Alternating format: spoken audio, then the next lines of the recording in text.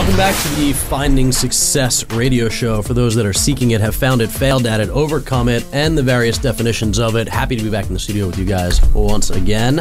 Thank you so much for our guest, James Avery, chef owner of the Bonney Read. I pronounced that right? Yep. And how's everybody doing? Great, man. Morning. Cool. So, I mean, so much to get through today. Everybody's history, but so something I'd like to share, talking about success, is it is day 10 of the new year, and I have consistently woken up at 4:55 every single day, and I've made it to the gym. Nice. So this year will become a successful, healthy year for me. No longer putting it on the back burner. So if we're going to talk about success, you guys can now hold me accountable week to week. So I love it. Figure we'll talk about it on air so people can make sure. We'll mention your pitfalls every time you miss the gym. That's way to hold yourself accountable. That's it. So James Avery, thanks so much for joining us in the studio today. Just would love to learn a little bit about your backstory, give us kind of your overview, and talk about, we always like to ask kind of what your definition of success is and whether or not you think you're achieving it and stuff. But why don't we go through a little bit of your background first? Yeah, sure. Well, so, first thing, I always like to kind of give myself an intro. I kind of get called Chef James Avery a lot, but I'm just a guy. I have a wife, 4 kids. I love them dearly. Born and raised at the Jersey Shore, so I pride myself on being that. But yeah, a little bit my backstory. Started working at a very young age. I always had that itch to go out and kind of make my own money and do my own thing. So, restaurants seem to be the low-hanging fruit for a teenager to get a job. So I started delivering pizzas and working my way all through high school doing that. I had a DJ business. I had kind of delivered pizzas in Jersey? Yeah. Okay. So in Jersey, where the best pizza comes from. That's right. It's undeniable. 100% real.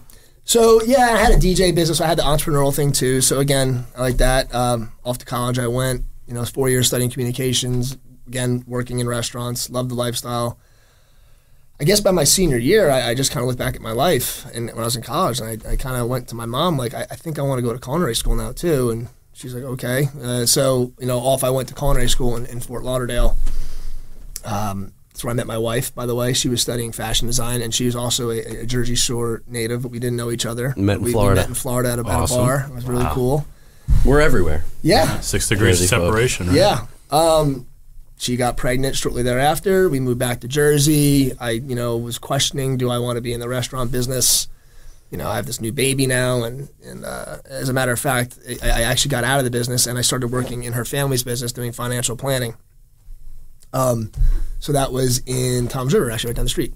So that wasn't for me. I was like just dipped my toes in it and realized that I got to get back to chefing. And there's really no such thing as a normal job. Anybody who's successful, and we'll probably get into this, there's no normal. You're all in, and that's what you are. It's who you are. It's what you do. It's 7 days a week, 24/7. So anyway, I went back to cooking, and I started working for David Burke. He had a restaurant. He's a big New York chef. If you guys are unfamiliar with David Burke, another New Jersey guy, right? Success story, from Marjorie. Mm-hmm. I worked for him there for a little while, and then I had an opportunity to do like a little seasonal restaurant in Lake Como, New Jersey. My family had a piece of commercial property, and I decided to outfit it and make it a restaurant called J Cafe. So how long is this after you got out of college initially? Yeah, good. Okay, so I'm going too fast. It was probably, so I was 27 at the time, 26. Okay. So, again, it was just my wife and I. We just had the one kid. And, I'm not talking about all the mundane restaurant jobs I had. I worked for a lot of chefs, in and out of kitchens. Yeah. Right. All aspects. I worked everything from scrubbing toilets to dishwashing to, serving to bartending to cooking. And again, I worked all through college doing that. But now I'm back in Jersey. I'm 27. I'm now married. We have one kid, and I want to go try my own crack at my own business. And that was where you I don't want to call it a failure, but we did it, and it was great. I had a lot of great feedback. PECs over there, or say it again. You slinging PECs, or what were you guys making at? So it started out with like health food. Okay. Trying to do organics and trying to do. You're a little before your time. Yeah, well, I was way before my time, and I learned very quickly that not everybody wants to eat the way I eat. So the next year, I still had the property, still had the kitchen. I'm like, all right, this isn't going to work. So I didn't have a liquor license, and I'm selling, expensive product, and it was good. I had a little following, but ultimately I decided to pivot the business, and I turned it into a burger joint. So I wanted to do like my version of a East Coast In-N-Out burger. And I did it, and that was successful, but it just wasn't in my heart, you know. And I still only had the one kid at the time. I'm not working with food. I didn't feel like I was making people healthy. It was good. Don't get me wrong. It was great, and I love burgers. I eat them to this day, but it just wasn't what I saw myself doing. Yeah. So I just on a whim, and after the season, by the way, shut that down. I was really kind of depressed and lost. Like I'm kind of skipping that part. Like I was like, what am I doing? Like I did 2 concepts that I tried to do didn't work. I'm 28. I'm 29. Whatever I was, 29. And I'm like, what am I going to do? So I got in my car and I did some. I drove a taxi for a while too. That's another thing. So I was just trying to make ends meet, like whatever I could do. I did that. I drove some limos before. So and then I just got in my car. I was like, screw it. I drove to Atlantic City because driving to New York was impossible. I didn't really want to. There was nothing in New Jersey at the time. There was sports bars and pizzerias and Chinese food restaurants. Yeah. So I'm like, all right, I'll go to Atlantic City. I'll get a job. I'll get working for somebody, a sous chef job, or I'll get benefits, all that good stuff. Well, what I got was a $12.57 seasonal job as a cook, and I took it. And Atlantic City, from where I live to Atlantic City, is about 70 miles. So imagine that. I was doing that 6-7 days a week. Yes, you're 3 hours on the road. And sometimes I'd get right down here, on exit 80, and you'd hit bumper to bumper traffic. It would take me 2 hours to get there. I did it, and I just stuck to the cause. I was living in a small apartment, a condo with my wife. We were able to pull it together. I had some money, but it was tough. It was really hard, and I just blindly just kept doing it and doing it and doing it. And I worked for this guy. His name's Anthony Amoroso. He's a dear friend of mine to this day. He's actually now like the head of food and beverage, corporate chef for MGM Properties. Properties. So he's a big time guy. And I was working for him, but he actually, his story was that he was a Michael Mina chef, Michelin star chef. Yep. He beat Morimoto on Iron Chef. Like he's got a really cool resume, and I was like, "That's the dude I want to work for." And that's another key to success, right? Find talent. Find mentors. Yeah. Mentors are what will make or break you in life. Nobody does it by themselves. There's no such thing as being self-made. That's true. Find the right mentors, and that's what I do. I find the right guy and go to him. So started working for Anthony, and he saw my commitment. He saw that I was just like this tunnel vision. Like I wasn't working out. I wasn't doing anything other than just getting in my car, driving 3 hours each day, and then just, working really hard all day. And then I get a phone call. He gets a phone call, and then he calls me and says, "Hey James, Gordon Ramsay's doing a show in town in Jersey, because at the time Gordon's sous chef used to work for the company I was working for in the hotel at the Borgata." And she was asking, can you spare anybody to come help us out? We're doing some consulting on a show, and I went. Anthony really liked me because of how hard I worked, and he saw that in me. And he sent me to go work with Gordon, and that was kind of like my first real leap in my life. Like really, finally, I had 2 businesses fail. I tried I tried getting out of the business. Like I'm not really getting the traction I want, and I'm making $500 a week, if that. Crazy stuff. And now I'm gonna go work with Gordon Ramsay. Now, how long is that? I started working at the Borgata at Sea Blue in the spring of 2010. Okay, and then by November I was working alongside Gordon Ramsay I just took a little break. My boss Anthony said, "You can go do this show because we're slow, and I can afford it, but it's a good opportunity." I went and did that season of Kitchen Nightmares. It's the show where he goes and works with restaurants and kind of rehabs them. So I went and consulted on that and kind of stuck around there for a little while. And that was over. I went back. Anthony had a really good opportunity to go to Harrah's and the Caesars properties to open up a couple restaurants with another big restaurant group out of New York City. And he brought me with him to go do that. So I opened up 4 restaurants there with him, collectively. I had to run one. It was a Mexican restaurant. And I did that for a couple of years. And now this is 3 years in. I'm still making that commute. I'm driving back and forth to Atlantic City. I actually ended up getting an apartment. My wife had another kid by then. I remember I started making $40,000 a year. I'm like, I'm there. I can have another kid. I can do this. The benchmark. We can do this, and we did. And we did. I did that for a couple of years, and I met a bunch of amazing chefs. Again, choosing mentors. Now I'm with this giant restaurant group. Opening up restaurants that were really successful in the city. We're bringing them to Atlantic City, meeting all these people, and just having like the time of my life. Like, it was a really hard time, really stressful time, a really hungry time, but it was one of the best years of time of my life.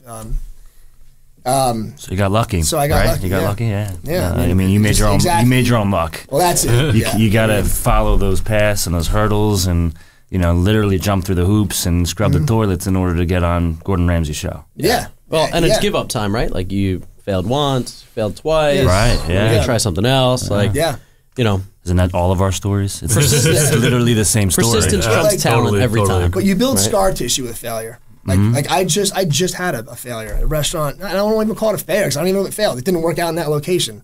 Closed the books. I apologize. I didn't apologize. I told my investors it didn't go the way you wanted it. Let's move on. Just another step to success, man. That's it. Right. So you get this like scar tissue, and it's huge. And then that's another, I think, characteristic of successful people. Sure. Like, Your skin gets thicker. Yeah. You can handle failure better. It sounds move on cliche. faster. Yeah. But anyway, so back to Atlantic City. I got the phone call from this woman one day. I'm like at my daughter's one sporting event she was doing, and they said, "This is Cynthia, and I'm an executive producer on Hell's Kitchen. Gordon Ramsay's lost his sous chef of 10 years. We're considering you to be his sous chef." And I'm sitting on the phone like, yeah, right. like I thought that was my one. Like, that's cool. Like 5 minutes of fame. Went to go do that with him. But now I'm actually getting asked to be like on like a real show with him, like for longevity. And they're like, it's between you and like these other like 3 like amazing chefs on the West Coast. And I'm like thinking to myself, like, kid who started delivering pizzas, like, just, and here I am, like, I'm getting ready to like go work for Gordon Ramsay. So I left Atlantic City, and that was just from there on, like, it just like the trajectory. Now, going back, I skipped this part. I really was clear about writing my goals down when I went to Atlantic City. Like, that's why I didn't get deterred by the $12 cents. I'm like, you know what? I'm going to do whatever it takes, and then in 5 years, this is where I expect to be. I expect to be making this salary by year 1, be a chef of multiple concepts by year 2. It kind of happened with Be Our Guest. I was opening up other restaurants and doing this. And I stated my income that I wanted, and I got to that point. So like once I got to being on Hell's Kitchen and again, like, I'm giving you a very abbreviated story. Like I was really getting some serious chops, like really like spending time in the kitchen, spending time reading business books. Because at this point in time now, I'm actually a boss. I'm a leader of a kitchen. I'm not just a guy on a station. I'm actually like learning how to like talk to people and sit in my at a boardroom meeting and talk to the director of food and beverage at my hotel or my corporate executive chef, and like how to conduct myself. Yeah. It's quite the evolution too, right? I mean, because there's different sides of that business, and it's all different. Exactly. So, I went out and worked with Gordon Ramsay on Hell's Kitchen for 4 seasons, and it was hard. I'd have to live out there, and I'd come back and forth, and I'd consult here and there. But the last time, this would have been 2013 was the last time I did a Hell's Kitchen, or was it 2014? And I got back, and I was like, I really hate. Now I have 3 kids. A wife, and I hate leaving them and then coming back and trying to run around and scramble. So I'm like, I got to get my own restaurant. Like, now is the time. I got some good exposure, like a multitude of experience, like, and just different things that I can piece together. So I started just doing pop-up dinners. And a pop-up dinner, if you're unclear what that is, it's basically you're hosted in a kind of like this, right? Like a kitchen that you can just do whatever you want out of it and try a concept. So I did that at my friend Neely's place, Heirloom Kitchen in Old Bridge, and people liked the food, and there was a little buzz going around. So there's these guys opening up a beer garden in Asbury called the Asbury Festival and Beer Garden, and they wanted to do a seafood restaurant as well. They heard about me. I walked in there and said, "Hey guys, I would love to partner with you on this." And then it kind of got worked into that I'd help them open the beer garden.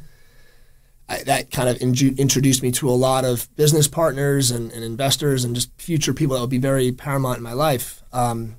They ultimately wanted to get out. My time had lapsed at the Asbury Beer Garden, and then they wanted to get out of the Bonney. So I went to the investors and said, "Hey, I really think I could run this thing on my own. I basically have been, doing it, and it's my concept." So I took it over, and that was 2016.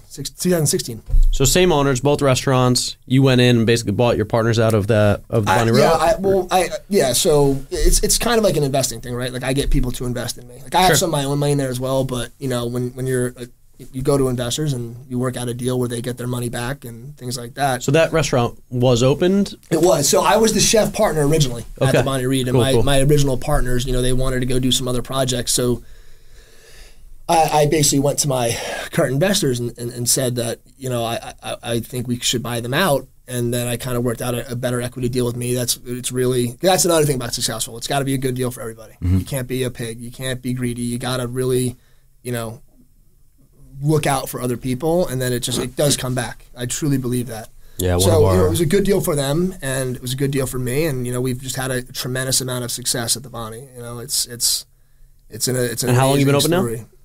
We're going into our 5th year. Awesome. Congrats, man. Yeah, and as a restaurant, that's, you know, it's hard, and seafood's hard. You know, nobody was touching seafood for the longest time. Sure. And you know, this guy will touch it. He loves that seafood towel. Oh my God! I mean, I don't mean in terms of have the a seafood customer. towel? I mean in terms of like actual operators, because it's a highly perishable product. It's super expensive, and you can mess it up very easily. You know, so that's what we do. It's a hard concept. What's your specialty dish there? We have, I mean, that's the thing. Like, it's so simple. Like, there's no like, it's fish and chips, it's lobster rolls, it's chowder. There has to be something you're passionate about. Yeah, I mean, there. but what I tell everybody is like, let's be known for just being awesome at everyday things. Right. So we're known for our linguine and clams. You know, we use imported pasta from Italy. We use grass-fed butter for the sauce. We make this like ridiculous clam broth with fennel and Pernod and white wine. Take it easy. He's salivating. Yeah, I know, right? I was gonna say, Clam sauce. That's my dish, man. I love that.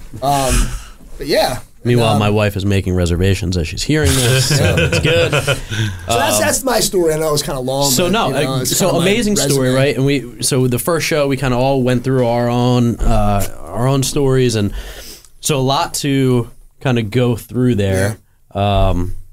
So let's rewind, like we kind of usually do, right? And talk about success principles. Like, what is going to separate you from getting from your first failed restaurant to Bonney Read versus the guy who opens, fails, and doesn't do anything with it.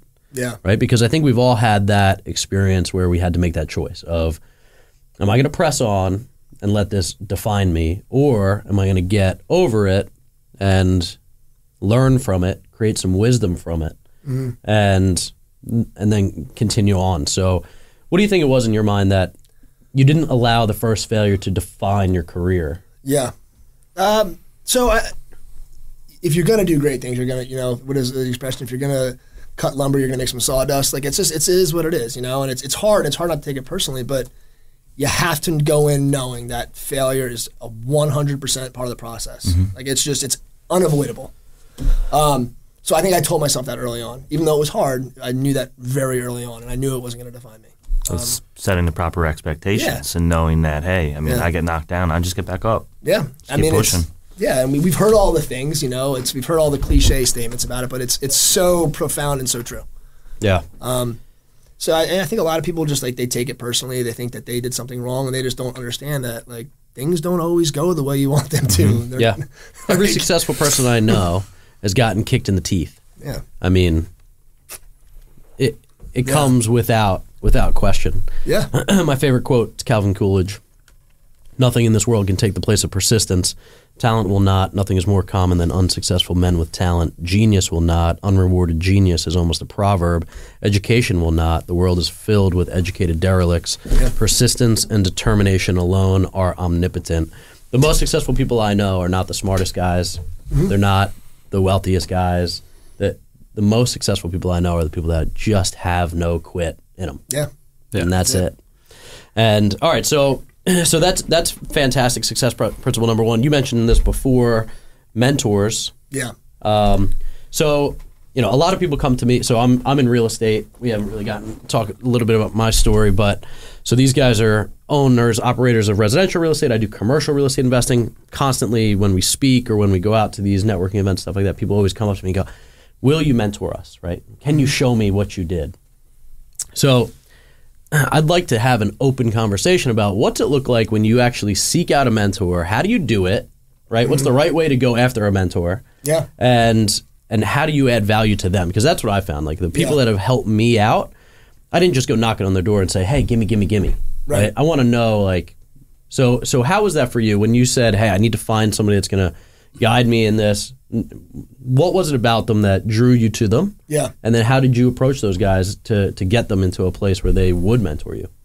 Well, it's kind of easy. I mean, you pick the mentor and say, who's got the results that I want? Like, who is living their life the way, I see it? Now, business and personal, right? 100%. 100%. Like, who is kicking ass in life? Like, what's the expression? You're the average of the 5 people you hang out with the most. Yep. Like in my career, like that's what I wanted to be. Like I didn't want to work for the cocaine addicted alcoholic on his third wife chef. The guy I picked, and I picked many chefs, but like specifically, I'm talking about Anthony. This guy was a triathlete. He was in shape. He was sharp as a tack. He was all business. His resume spoke for himself. His accolades spoke for themselves. And I'm like, well, whatever I have to do to get in the door, if I have to work the fryer for the summer, making $12.57 an hour, I want to figure out what his mindset is. Like, what's his routine look like? Yeah. How does he sharpen his knives?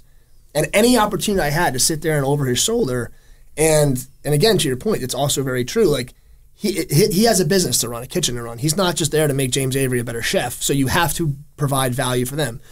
Drew Brees says it. Every man needs a mentor and an apprentice. So they want to pass on that knowledge, people. Mm-hmm. You just have to be willing to take it and shut up. Right. You got to be humble about it. In their timing, too. Like not my timing. And on their time, exactly right. Like I get a lot of kids that come from me and they're like, you're not showing me enough. I'm like, dude, this isn't. I'm not your culinary school. Yeah. Right. Yeah. You will, through osmosis and over time, it will go to you. And just watch. Right. Yeah. Patience is key. But yeah, I think he saw with me, and people see with me that I go at it. Like I said earlier, I go all in. I go at it. And face down, mouth shut. Yeah. And well, and as a boss, right? I think we can all relate to the people that come in to our businesses that way, whether they say they want to learn or want to make money or whatever. You can see that tenacity in the people that are going to be successful. Yeah. Right. And like you kind of automatically take them under your wing because you see a lot of yourself in them and go, yeah, I remember being there. I remember being that hungry. Not that I'm not now, but I'm at a different space in life and I know where you're at. So come along for the ride and ask the questions along the way, but also put your head down and shut up. Yeah. Go to work. It's that simple. Yeah. We run a mentorship program at our office. There's new agents that come into the business. It's tough. You need to know what direction to go in, who to kind of, so it's sometimes people don't know who to gravitate to or what the process is. And, so we help people pair them together with the right people sometimes, and that helps. With what you did, finding that guy and work and grinding, and just working those levels. That's huge. That's what it takes. A lot of people miss that level. It's like you have to work hard at the same time. You're not just going to be given everything. So let's boil it down to even more simplistic, right? You have to find the people that you respect, that have the lifestyle that you want, right? And first you got to pinpoint those people. Yeah. And I think a lot of people don't start at the right spot, right? They're like, oh, I see this Instagram success, right? Or I see this TV success. And it's like, look, that's not real life, right? Social media has done a terrible job of providing us with a real look into somebody's lives, unless they are very open and honest about that. But so choosing the right mentor, I think, is really digging in and finding out, okay, so what's your life look like, right? Are you downing 3 bottles of vodka in the back room, or are you going home and having a successful marriage and being a successful dad? Yep. And so what does the holistic picture look like? And then so all boils down to this, right? Start with your own core values. Yeah. Understand who you are and who you want to be. Write those core values down, and then start looking for people that can mentor you that have core values that align with yours, right? Because it doesn't matter how successful they are. If your core values are vastly different, you aren't going to be a great apprentice. They're not going to be a great mentor for you. So, we can talk about all these different things, but I think a good piece of advice that I got when I started was find out what your core values are, write them down, and basically analyze everybody on your team against that, everybody that you're bringing in on your team, everybody that you're allowing to be your mentor. Because if those things don't align, you're not going to get the result that you want. Right. So it's just being intentional from that perspective. Like from the beginning, I'm going to be intentional about who I want to go after, and then be relentless and go find those people. And I love all aspects of business, but the thing that is always paramount to me is you get to choose kind of who you have in your life. Yeah. So if you're 100%. The sum of the 5 people that you are around, choose wisely, right? Because it's going to rub off. So I think that's where culture comes in. So you mentioned it. We live by it. So when you have those core values, I think ultimately, like, people just they want to be good people. Yeah. If you can lead and have those core values and be successful at the same time, I mean, that's what people want. Yeah. You know, so people will just kind of flock to you. You know, if you have that culture and you have those core values. I think that's why we've been successful with our company. Yeah. I mean, we spent the year just working, not recruiting, just leading, just doing our thing, and then our business doubled.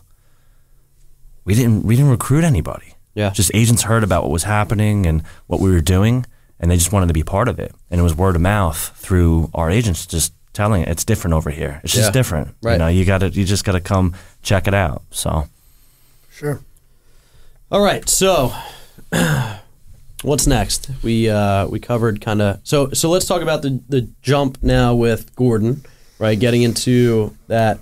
I'd love to hear your how that was. How it was working with him. Yeah. Yeah. Well, so I mean, making the jump from being in Atlantic City, getting the referral, right, which was huge to say, yeah, you can go, and I'll give up some of your time to go and do that, and then being able to attach yourself to the team. I mean, you didn't get the call back to be looked at sous chef unless you created some good relationships, right?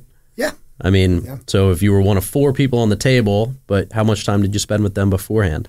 About a month on the prior show. Yeah. It was really Gordon who had picked me out. Like he had, I ended up consulting on the other show, and we just had, I think we had good chemistry. Yeah. He does. He reaches out to me. I've been in contact with him, just recently, but I mean, clearly that's a big piece of it, though. Like, people aren't just going to call you out of the blue and go, "Oh yeah, I know that you're slicing up fish down in Atlantic City, New Jersey." So So when you had that time with them, you must have made an impact in some way. So I've always liked being, how do I like to say this? I like to speak. I like to talk. It's not. I'm not introverted at all in any way about it. So I think it takes a certain type of person. A lot of chefs. You were talking about this earlier, right before we started talking. They're erratic. They might not be well spoken, or they might. And by no means am I like a perfect person. I like to challenge myself. So when I got offered to work with Gordon, it wasn't like, oh, I get to be famous. It's like, holy, that's going to be really uncomfortable. I was nervous. It wasn't like, oh, this is so easy. Like, I mean, there was times where I'm like sitting there, I'm like, this guy is right next to me. I'm like, this isn't real. Like, right, social media is not real. I'm like, enjoy this, James. Enjoy this part of your life, because it might just be a flash in the pan or a glimpse. Right. What's real is your wife and kids. What's real is New Jersey and peeling potatoes in your restaurant. That's real. But enjoy this right now. And just being humble about it, and then, having the ability to work with cameras in your face, and, people telling you to do it this way or that way. And it's, it's a restaurant. It's all real. Right. But it's also a TV show. So there's a whole nother layers of what to do.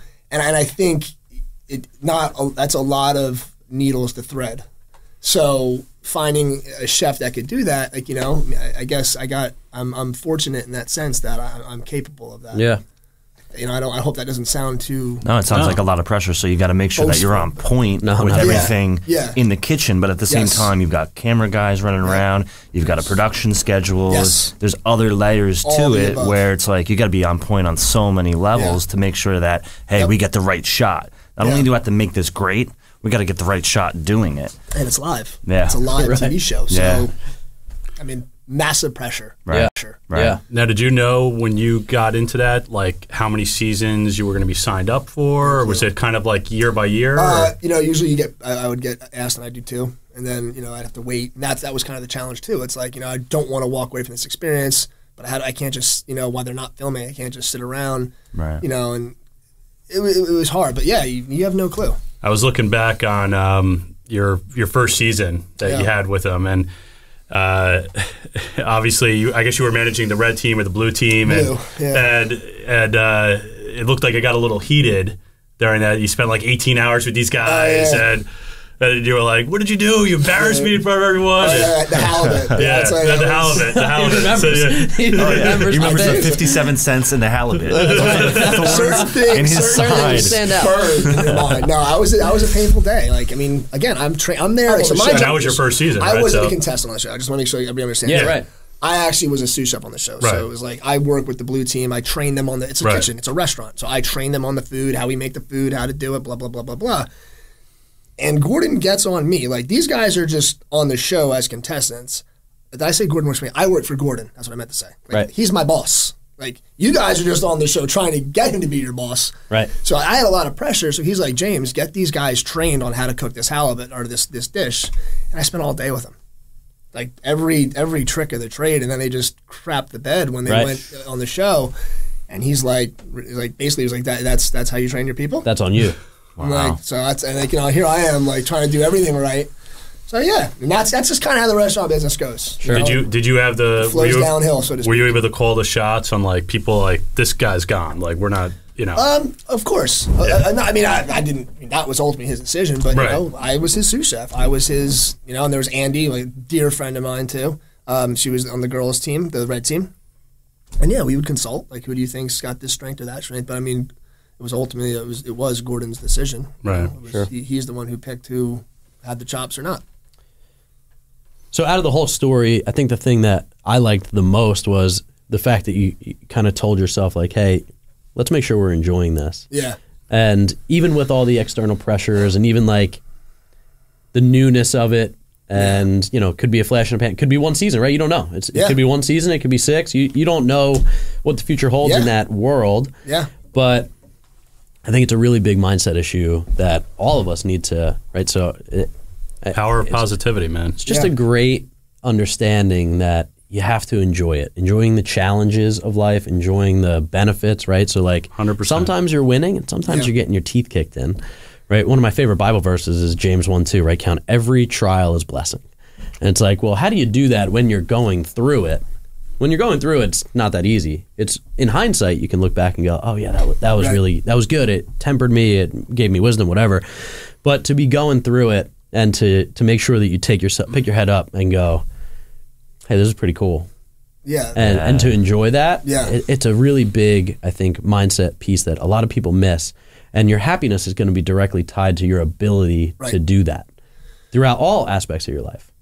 100%. And there's actually a principle that I love to think about in relation to that. And it's successful people love the process, not the outcome.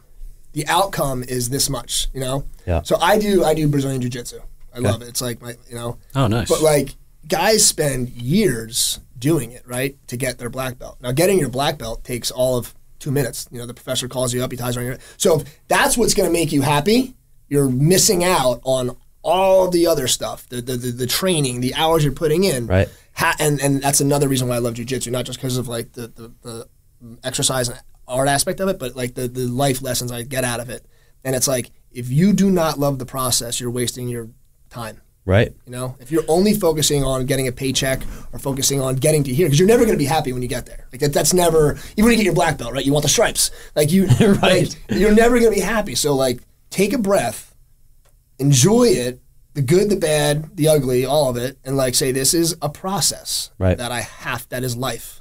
That is life. So I just finished the book Atomic Habits. Yeah, it's a great book. So it's really helped me in my health journey, like instead of this up and down and tying it to a goal. The guy says in the book very clearly, he's like, when you tie yourself to a goal, then if you fail at hitting that goal, you adopt that failure. If you hit that goal, then you get to allow yourself to be happy.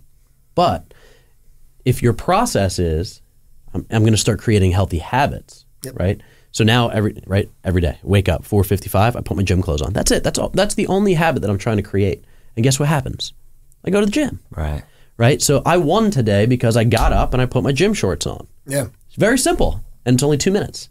And if I did that, I won the day because now I'm going to go and do that. But I think, and I'm guilty of this, where I used to tie my success to if I get here, then I can be happy. What you're doing is burning years of your life off of not allowing yourself to be happy because you feel like you're so hyper focused on that. Your target affixed, right? Correct. And Jocko talks about this. You know Jocko Willink. Of course. So I'm going to be with him in Orlando in a couple of weeks. Oh, no way. And Jealous. yeah, so we can chat about that offline too. We could all cruise down there, He's right? the man. We have the ability to do this, go. and we're trying to get him on our radio show and podcast too. I was with him out in California, but you're talking about Roland BJJ. He starts every morning of the conference that we're going to at 4 a.m. to go roll with that guy. And it's like, well, I don't train Brazilian Jiu-Jitsu, but I'm going to go just so I can get whooped up on by a Navy SEAL. I think it would be a lot of fun. But it's being able to take these, like, and it's interesting because he is shorter than I am. And I stood next to the guy. I was like, this dude could literally take me out. Larger than life. Yeah. So, but it's loving the process, falling in love with the process. And I think it's easy to say, right? Especially when you're getting your teeth kicked in, failing at business or failing at something in your life, or it's easy to say, well, you got to love the process. But there's ways to help yourself love that process, right? And it's really it's mindfulness of it, like being able to pull yourself back and say, man, enjoy this, and going through it and just say, wow, I this is what I got done and accomplished that day. And so, just really good principles that you're bringing out here. So you go do a couple of seasons, learn a lot in the kitchen. Yeah. How is that being away from your family? Really difficult. And how long are you away at a clip? I typically would go away for like a few months at a time. I mean, you work round the clock. I mean, it's a lot. It's a pretty aggressive schedule. But there were like we got a day off a week. You know, some days I get out early, and now I'm living in West Hollywood, like in a beautiful apartment overlooking the Hollywood Hills. And it was hard. But my family would come out, you know, and stay with me. My kids were actually ended up being on the show a couple times. Cool. But it reminded me of the Atlantic City thing. It was like, in a way, and as messed up as this sounds, and I knew it was short term, I could just focus. I could just focus on being the best version of myself. I was like, you know, I wasn't distracted. I was like, I'm out here to kind of not to contradict what I said, but I was like, I knew what I was doing out there, and I just did it. Yeah, and that was it. But and for that season, right? That's the focus. Like I'm here. I'm going to focus on this 100%. I'm going to immerse myself into it. But I'd be lying if I didn't say I missed my kids horribly. I didn't miss my wife. It was you know, it was fun for the first 2 weeks being in this lush apartment, you know, and living that life. And you know, I was making really good money. I was treating myself, going out to dinner by myself, having like awesome dinners and bottles of wine on my days off, of course. Sure. But it got lonely. You know? So they would come out. It doesn't sound like you'd have a lot of time to come back home. I couldn't. Right. I mean, I'd maybe stop home in between, like, because sometimes we'd film like a couple seasons at a time or something like that. But I would, I wouldn't be much. Like, you know, I pretty much would be gone from the end of the summer to almost Christmas time. So how do you support your wife from across the country with the kids? Send the checks home. Yeah. That's what we do to this day. Yeah. I don't even know where the checkbook is. Money's in the bank. That's awesome. She can sign my name better than I can. Yeah. I think we've all agreed on this show multiple times, like, it's my wife that has made me successful 100%. Because of the ability to be malleable. Yeah. You know, allow me to go out and try to fail and support me through all that stuff, and being a mom and all that stuff. It's important to have the right teammate on the team to really be successful. Yeah. Because I mean, I know plenty of successful business owners that have failed marriages. Yeah. And I think it's really helping set the expectation. Yeah. Like, I mean, you know, my wife would not handle me going away for months at a clip very well.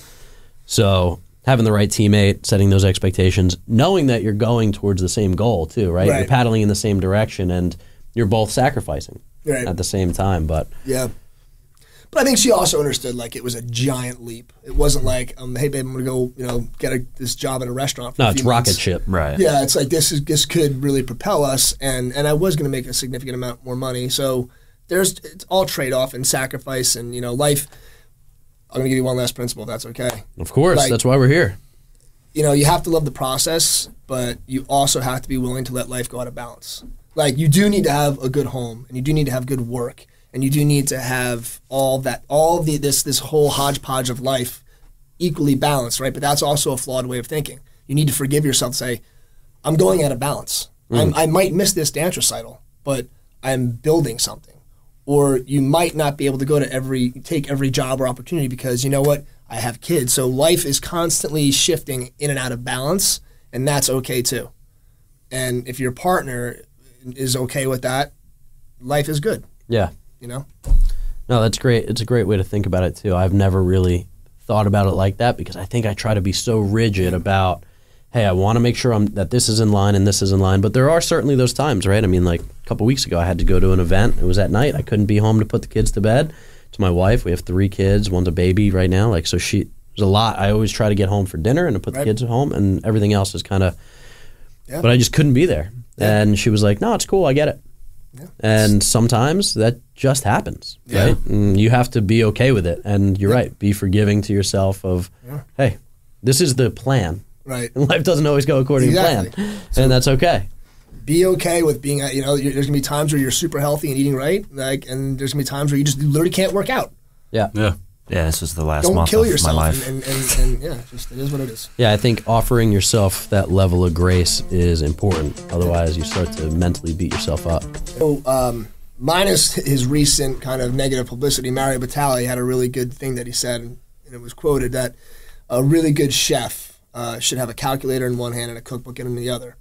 And what I got out of that was that you can't just be all business or all art. You have to find the commonality. And the way I took that was like you need to focus on being the best version of yourself, and that means like reading the books, and that means studying the business side. And I'm an avid reader on all topics. So how many books do you think you read in a year? I read so many because I read differently. Yep. I own a lot of books. I literally probably own close to 1,000 books. Wow. And I don't just read them cover to cover all the time. I might just read a chapter. Sure. I might thumb through and so it's like me. It's like I reference a lot of books, and I subscribe to a lot of abstract things, and so whatever. But I read a lot of books. But that is as important as also focusing on what your chosen path is. I happen to be a chef, so I do research a lot of chefs and what's food trends and all that. But I think a lot of people, they teeter to left or right. They focus too much on that and not enough on their actual business or area of expertise, or they focus too much on their area of expertise and they miss the whole way to put all of it together. So yeah, I mean, let's be honest. You can create some of the best dishes in the world, but if you don't know how to balance a checkbook at the end of the year, your business is going under. I say it all the time to my guys. Yeah. I say the food is the easy part. Anybody can pick up a cookbook and read a recipe. Not everybody can lead, people who don't make big wages, who can work long, strenuous hours, and motivate people, I'm not paying people hundreds of thousands of dollars a year, Yeah. It's not like I've got a bunch of MBAs. I have people, that great people. This isn't a shot at anybody in that business, but it's like you have to find ways to motivate people. So if you can't do that without money, because how do you do it? How do you do it? You have to inspire. Money, you have to get them engaged and show them there's value and other ways to do things. And so, again, that's another big principle. It's one of the biggest things that I saw while working in the restaurant business when I was in college was you knew these guys were pulling 14-hour days and not making a ton of money. Right. But the camaraderie in the kitchen's unlike anything 100%. almost I've ever seen. You have to focus on that. And, when you have that team, right, that has successful nights or, even bad nights, and they learn from it and they're back in the kitchen the next day, 8 o'clock in the morning, they just got their teeth kicked in last night. Yep. It was something that I started really seeing, I was lucky enough to work in some really great restaurants in Boston, James Beard award-winning chefs and things like that. And they did a great job of inspiring good cooks to be great cooks and good chefs and great chefs. Mm-hmm. And, we have some other James Beard award-winning chefs that came out of that kitchen from when I was there that now own and operate restaurants in New York and Philly. But they weren't making a lot of money. Yep. Right. And I think the misconception is that you can pay people a lot and they will do their job really well. Right. And that's not true. The same thing that you have to do to inspire your team, we all have to do too. We might be able to pay a higher salary, and maybe I don't know that to be true necessarily. Right. But yeah, I mean, you have to be able to say, here's the goal, we're going to go after it, and here's how you get there and get people to follow you. Yeah. Real easy to charge a mountain, really hard to get a bunch of people to follow you up it. Well, that's the difference between a boss and a leader, right? Yeah. If you're a leader, your staff, your employees will follow you. They'll grow with you. And, and at the same time, it's like you just nailed it on the head. It's not just necessarily about paying them a great salary. Yeah. It's that they respect you and that they know that you're in the trenches with them and you're leading them. Yeah. I think the key for us is we look to elevate the people. So I look at it like this, I'm not validated until I bring somebody up to where I was. Yeah. So if you have the ability to kind of, groom some people, one day you'll have some chef partners, and you have a conglomerate of maybe 5 different restaurants, but they have to see the vision of that's where you're going, and you've got to talk about it, and they'll see hey, if I hang out with this guy, maybe I could follow that same path. Exactly. And whether they stick or not stick, they'll stay longer because they're going to learn, all the things that you got passed down, from your chef. For sure. You'll do the same thing, and we do the same thing. And if people will leave, and it's God bless them, they'll do big things, but maybe. Right. But it's no longer your responsibility, right? Go ahead and do it. They could also fail, but it's equipping them with the tools to also survive on their own. So I don't want people to feel like they're necessarily tied, their success is tied directly to me. It's got to be kind of 50-50. You got to kind of be able to work together, and moving forward in the future. So there's got to be a time where they see the value. There can't be that drop off where they're not seeing it because you're not around anymore. Yep. So that's the trick, I think. Yeah. So cookbook in one hand, calculator in another. Great. It's a great point. I mean, commercial real estate, residential, it doesn't matter, right? You also have the other side of the business that needs to get run. This is kind of how this you don't want to be losing money. Radio show got started. Was hey, why don't we talk about some of the stuff that we know and learn what we don't know from some other really successful people too. I think the big takeaway here is if you're looking to be successful as you're listening to this show, read. You got to read. Yeah. I mean, last 3 years I've read about a book a week. Right, and the only reason I did that was because I heard that top CEOs were reading about a book a week, and I was like, 52 books a year, that's insane. I can't do that, or can I? Let's see. And it turns out you can, especially stuff that really interests you, right? Whether it's personal growth or Brazilian Jiu-Jitsu, or there's a ton of topics out there, and you can grab golden nuggets from all of it, right? I'm listening to Shoe Dog right now, which is oh man, what a great book. It's probably the first book that is told in a story form that I've listened to in a long time. Mm-hmm. But fantastic. Atomic Habits was great. This book is great. But you can find nuggets of wisdom from successful people everywhere. Just turn the TV off. Go read a book. So, well, not when Kitchen Nightmares is on. Here's a great book. James is on TV. I actually subscribe. You guys should check it out. It's called OptimizeMe.com. It's Brian Johnson. He has basically philosopher's notes. He takes all these books and it's compressed. He literally that's how he advertises it. It's compressed wisdom. So he takes these books and he takes the 5 big. Every book has 5 main ideas, right? I love that. Oh, but that's amazing. You can't sell a book that's 3 pages long. So they just add and beat it into your head. Right, but if you now know how to read, you can just read this 5-page thing, and now you have the book. That's great. Over that. So I've been a member of that, and I end up buying the book anyway, just because I love highlighting and But yeah, compressed wisdom, little nuggets. I love it. Grabbing nuggets all the time. What is that again? OptimizeMe.com, and it's Brian Johnson Philosopher Notes is what it is. But we'll talk about it in a minute. But it's great. Check it out. Yeah, massive tool that I use. And I think that's. When I started reading, it was interesting because when I got out of college, I was reading a lot because I had to and not stuff that I wanted to. Mm-hmm. And then there was a period of time for probably 4 or 5 years where I was just done. I wasn't really picking up books. I wasn't really watching anything that was, right? I was just kind of shut down. What I've realized is that a lot of the world lives there. So as we were hiring some people a couple years back, one of the interview questions was, what's the last book you read and when was it? And I can't tell you some of the shocking answers that I would get. I don't read books. I watch the news, right?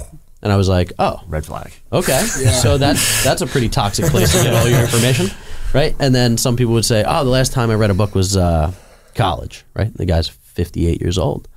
And it just made me recognize that the people that I was getting around were on this one trajectory of growth, and this is where I want to go. And a lot of the world lives in this other place where they just want to be spoon-fed information. Successful people don't do that, right? They get out of their comfort zone, they get out of their own way, they go and they dig into, where are we getting these little nuggets of wisdom? Where can we be better and things like that? And I think once you get around more and more people that do that, you realize like it's fun to do and it's fun to talk about. Yeah. So, so what else? I don't know. So much. I mean, There's a lot going on. This could be a 5-day podcast. I, mean, I think if we have a few minutes to talk about one last thing, I guess a buddy of mine had mentioned this to me, and it's kind of been it's stuck with me for a long time. And he said there's really only a few rules you got to live by in life. And he said, number one is just be the best version of yourself at all times, or at least try to be. If we're all trying to do that, that would be a pretty kick-ass society if we lived in. If we were really genuinely concerned about ourselves and being the best version of ourselves, that's good for society. Always do what you say you're going to do. Don't bullshit. Don't always do what you say you're going to do. And don't hurt anybody while you're trying to do number one and number two. And that to me is kind of how I wake up and live my life. Yeah. It's very basic, but it's also very profound. If you think about those 3 guiding principles in life, it's a recipe for success. Sure. No, simple, not easy, right? Yep. That's it. But I think it's easy to want to be the best version of yourself. Putting guardrails up in place to keep you accountable to those things on the days that you don't feel like, pushing the extra mile is important. The integrity aspect of it is big, right? Just let your yes be yes and your no be no. Yep. People will rely on you and give you respect the way that you can continue to grow. So that's great advice. And then, don't hurt anybody along the way. And that's a broad term, but, don't lie, don't cheat, don't undercut. Right. Don't rob anybody of their income. Don't hurt anybody. Right, be fair, Just treat people the way you want to be treated. When you mentioned this off air too before, you're saying like, I have bosses too, right? I have investors that work with me and things like that. And, something that we always say in our company is the only barometer we really care about is happy investors. Yes. Because if they're happy, we're happy, right? That means we're making them happy, we're doing a good job. And that doesn't necessarily always mean that the returns are what the returns are, right? That means that they know, like, and trust us with their hard-earned money. Yeah. And that's a big deal, right? Because nobody wants to light any money on fire. Right. So when you take money in, it's a responsibility. Investors lose money. It happens. 100%. But that's the thing, right, is they know, like, and trust you, and they trust that you are doing the best with the business plan that they were given, and they bought into it. Yep. Right? And, investors lose money. And at the end of the day, I've had people lose money and still come to Christmas dinner because that was a business transaction. Our personal relationship won't be affected by it because we were just honest and transparent through that process. And we all have those relationships in our lives that as long as we're focused on them, right, then we have a better chance of success. So what about the future, man? Anything you're working towards in the next couple of years? So right now, there's some growth plans on the horizon. I have some things that are talking about, but for a very long time, I've really carried a lot on my shoulders and been involved with multiple projects at one time. I'm at a point where, I just had a restaurant, we're kind of closed down a location. So I'm really only running the Bonney Read, which in a roundabout way, because I have such a great team, runs itself. I'm just enjoying being James Avery, getting back into working out, spending time with my family. I'm hyper involved in a few political things that are going on right now. So I'm kind of doing more than just focusing on my business. Yeah. But absolutely, I want to do more restaurants. I want to bring. I have a commitment to people that have put their faith in me and their growth, and that's a huge motivator for me to get more restaurants. You were kind of talking about it before. In the next couple of years, expect to see some more James Avery restaurants. Awesome. What would be your next target city? You're in Asbury right now, which is a great hot spot. I don't know. Things are kind of always changing and evolving. You guys know that being real estate. I don't know. Maybe you can tell me. But, somewhere there's a lot of people that like to spend money on food and beverages. Absolutely. It's a good place to start. And I guess it depends on what kind of restaurant it's going to be, too. That's the key. I have my eyes up on, the Red Bank area. Okay. I'm starting to kind of like this Ocean County area, too. I haven't really spent a lot of time down here, but population density is good. Disposable income looks good. Probably it's getting there. So we'll see. But maybe that's where this relationship will go next. Awesome. Cool. Well, thank you so much for spending the time with us today. We've definitely learned a lot. I've taken a bunch of notes. Cool. And me too. Yeah, man. Appreciate you. Gentlemen, as always. Any parting shots or? That's it, man. I think I dumped it all out. I'm out. Thank you. I love Beautiful. it. Love it. All right, listeners. Thanks so much for tuning into the Finding Success Show. Go out, find your own. We're out. Make it a great day. Thank you for tuning in to the Finding Success Show. For more exclusive content and previous episodes, check out successradioshow.com. That's www.successradioshow.com.